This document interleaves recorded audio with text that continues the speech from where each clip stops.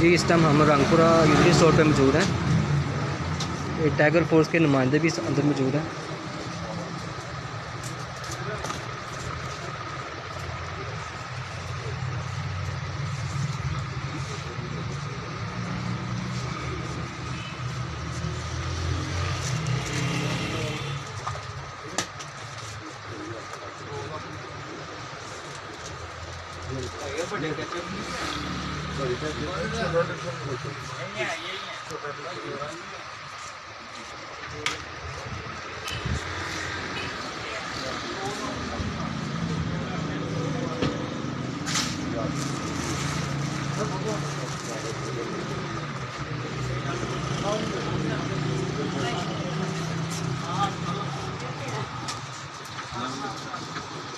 परेशानी तो नहीं हुई आपको? नहीं कोई परेशानी नहीं।